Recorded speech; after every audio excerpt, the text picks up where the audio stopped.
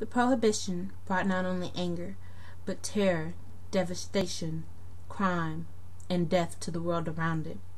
Most of all, it helped big-time gangsters grow when the demand for alcohol grew. A well-known gangster of the Prohibition era was Al Capone.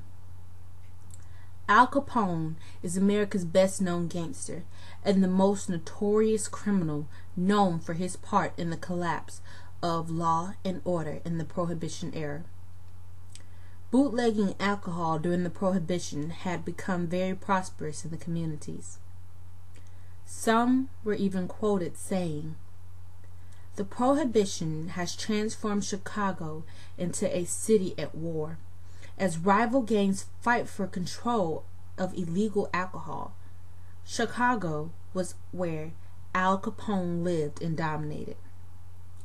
The Prohibition was split into two parts. The wets, who wanted to get rid of the Prohibition, and the dries, who believed in the temperance movement, which is known as a social movement urging reduced use of alcoholic beverages. Dries believed that alcohol was impure and would hurt their families and children to be.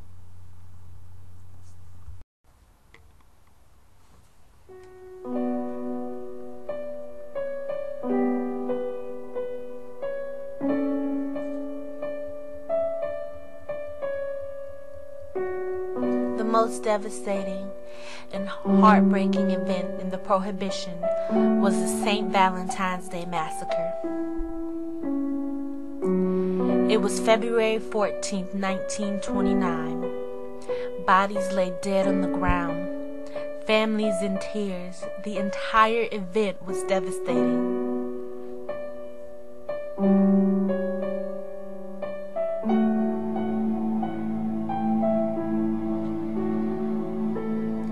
Control of bootlegging liquor was passed between the North Siders, ran by Dion O'Brien, and the South Side outfit controlled by Al Capone and Johnny Trio. The war started 5 years before the massacre.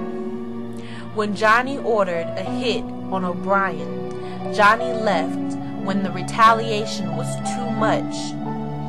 He was almost killed at his doorstep.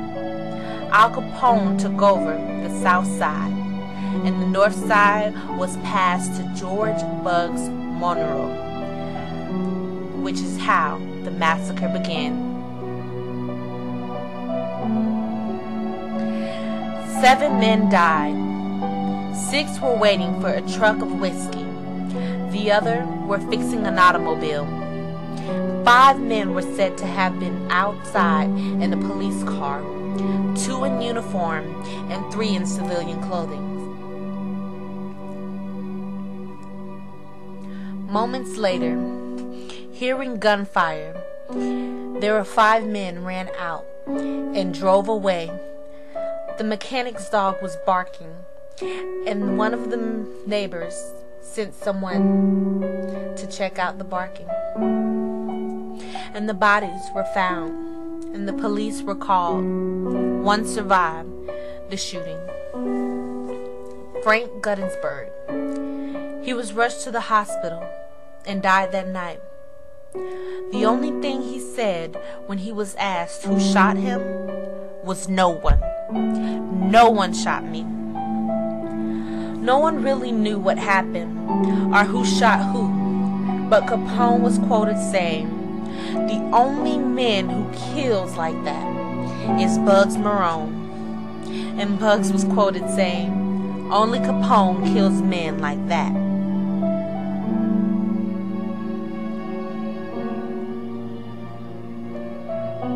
There was no doubt about it. The St. Valentine's Day Massacre was terrible. After the massacre, many suspected that Capone did it. However,